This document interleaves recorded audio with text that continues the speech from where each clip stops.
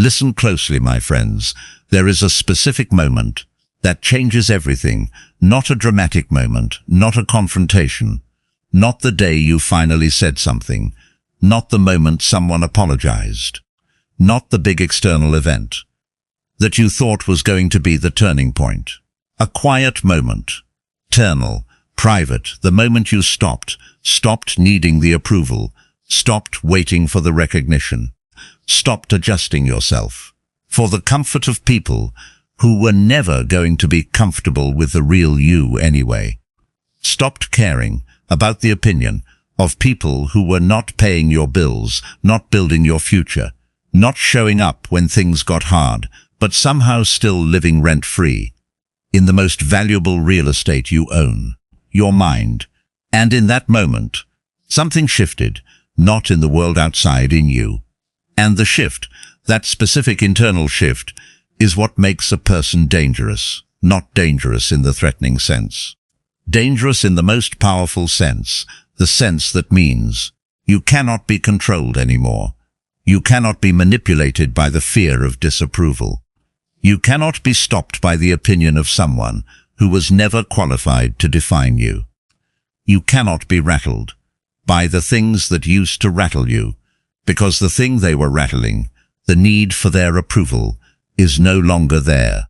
And the person who has nothing left to rattle is the most powerful version of themselves. That is what today is about. Before we go further, I need to be precise about something. Because stopping caring in the wrong way is not power, it is numbness. And numbness is not what we are building. The Stoic version of not caring is not indifference to everything. It is the specific freedom from needing things you were never supposed to need. Marcus Aurelius cared deeply about the empire, about the people he served, about his values, about the quality of his thinking, about whether he was living in alignment with what actually mattered. But he did not care about the verdict of people who did not understand him, about the approval of those who were never going to give it, about the opinions formed in rooms he was not in, by people who did not know him, but felt entitled to judge him anyway. That specific not caring, the freedom from the unnecessary, is the thing that made him dangerous, not in an aggressive sense. In the sense that nothing external could reach the thing inside. That decided who he was. That is what we are building today, the first way you become dangerous. When you stop needing their approval, you stop being controllable. Think about the ways in your life that you have been controlled, not through force, through the need for approval. The opinion you swallowed, because expressing it might have cost you someone's agreement, the decision you deferred, because the person whose approval you needed had not yet given permission. The version of yourself you presented, carefully, selectively, adjusted for every different audience, so that each one would see the version most likely to approve. That management, that constant performance of the approvable self, is exhausting, and it is also, when you see it clearly, the most complete form of control available. Because the person who controls whether you get approval controls you without lifting a finger. Epictetus said, "Never depend on the admiration of others, not because admiration is bad, because depending on it is handing your freedom to whoever decides whether to give it. The day you genuinely stop needing it is the day that control ends. And the person who cannot be controlled through approval is genuinely free. And genuine freedom, in a world where most people can be moved by the right word, the right withholding, the right strategic silence, is extraordinarily rare, and rare things are dangerous. In the best possible way, the second way you become dangerous. When you stop performing, your presence becomes undeniable. Most people are performing all the time, in every room, with every person. Managing the impression, monitoring the reception, adjusting the presentation, based on the response, based on what is working, based on what the audience seems to need from them. And the performance, even when it is convincing, has a quality that people can feel, something slightly off, something that does not quite land, the way real things land, because real things land differently. The person who has stopped performing, who is simply, genuinely, completely themselves, creates a completely different experience in the room. People do not always know why. They just know that being around this person is different, that there is no gap between what they see and what is actually there, that the person is the same, whether being watched or not, whether being evaluated or not, whether the approval is coming or not.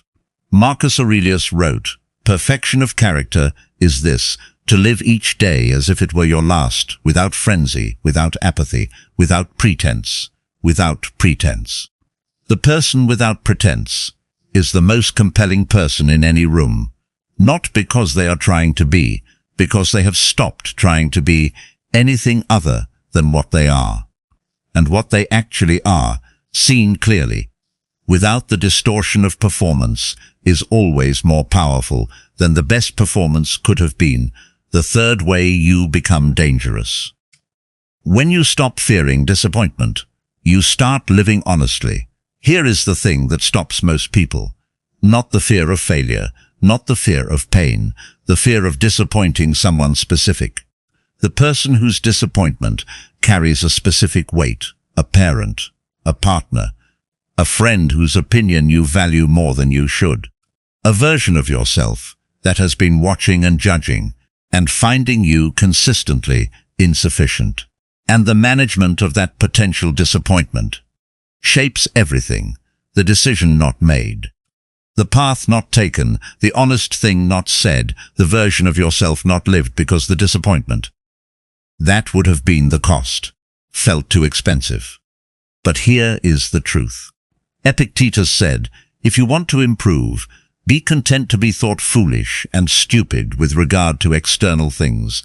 Be content to be thought foolish, not recklessly, with the specific groundedness of someone who knows that the people who love you genuinely will survive your disappointing them, and the people who cannot survive it were never loving you.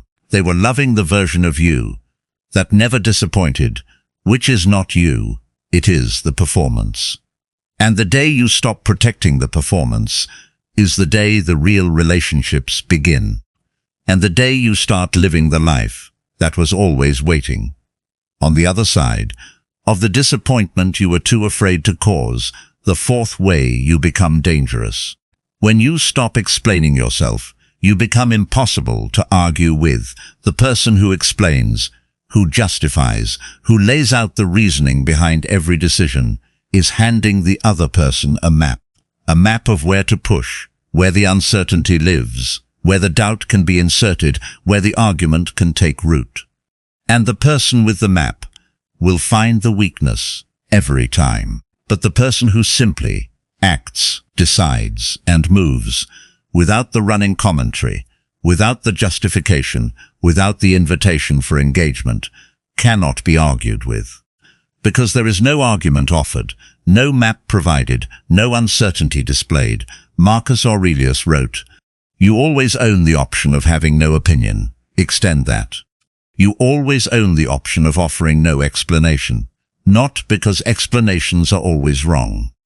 Because the person who has stopped needing others to understand, before they will proceed, has removed the single most effective lever that other people use to control them. The lever of, if you cannot explain it to my satisfaction, you should not do it. Your life does not require their satisfaction, it requires yours. And when you genuinely understand that, you become genuinely impossible to stop. The fifth way you become dangerous, when you stop reacting. Your calm becomes your superpower. In a world that is designed to provoke reaction, the person who does not react is operating at a completely different level. Because here is how most social dynamics work. Someone says something. The other person reacts. The reaction gives information about what matters to them, about where the pressure points are, about how to move them, in whatever direction is desired. And the person who consistently reacts is consistently revealing, is consistently movable, is consistently at the mercy of whoever decides what to say next. But the person who stops reacting, who finds the gap between stimulus and response, who can receive something provocative and respond from a place of genuine choice rather than automatic impulse, becomes almost impossible to read, almost impossible to manipulate, almost impossible to move against their own will. Marcus Aurelius called this the ruling faculty, the part of the mind that observes and chooses rather than fires. And the ruling faculty, operating in full, is one of the most genuinely powerful things a person can develop, because the calm person, in a room of reactive people, holds all the power, not through aggression, through the specific authority of someone who cannot be rattled because they have already decided how they are going to respond to whatever arrives. The sixth way you become dangerous. When you stop comparing, you start becoming. Comparison is the thief of not just joy, but momentum, because the person who is comparing is not building, they are measuring.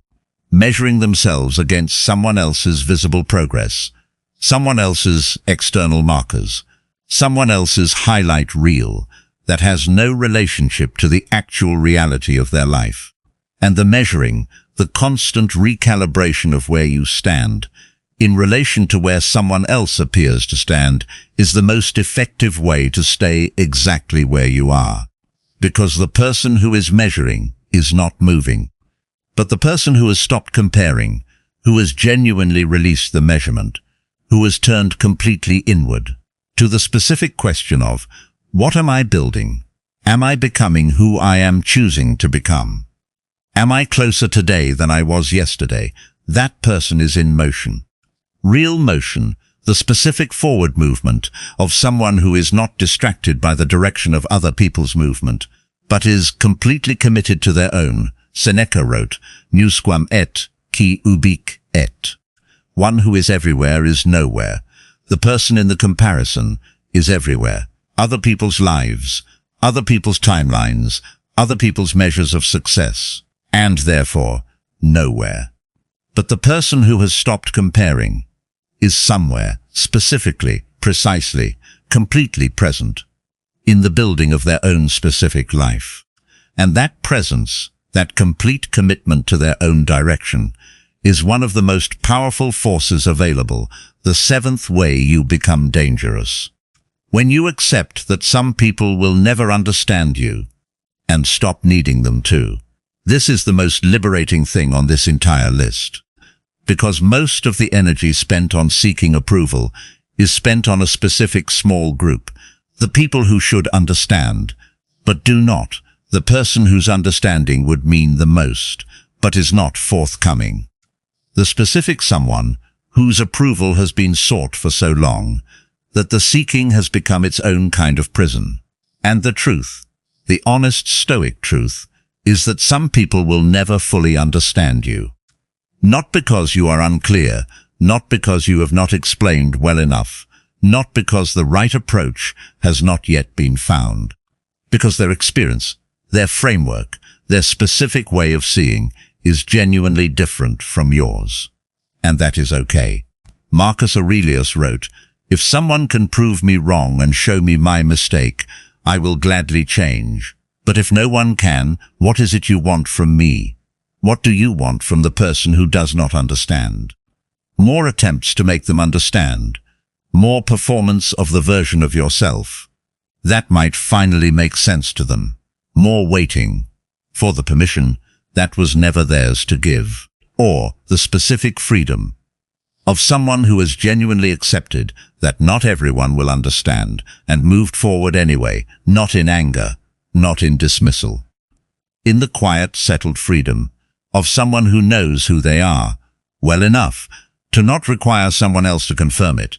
That freedom is the most complete form of dangerous available, not threatening, not aggressive, simply unmovable. So here is what all 7 ways are saying, in 7 different voices, the same truth. The danger, the specific power of the person who has stopped caring about the wrong things is not aggression, not coldness, not the performance of not caring.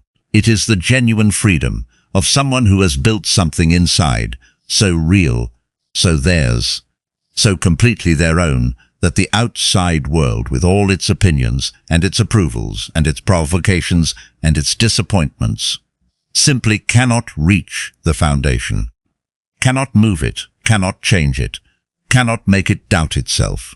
And the person with that foundation is the most genuinely powerful person in any room, not because of what they do, because of what they have become.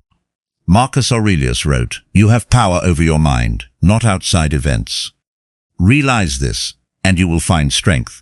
The strength is not in controlling the outside. You never had that. Nobody does. The strength is in the inside, that you have been building every time you chose your values over the approval, every time you responded instead of reacted, every time you moved forward, without the explanation, without the permission, without the understanding that was never coming. That inside, built one choice at a time, is the foundation of the dangerous person, the person who has nothing left to take, because everything that matters is already inside, where nothing external can reach. Listen closely, my friends, one final time.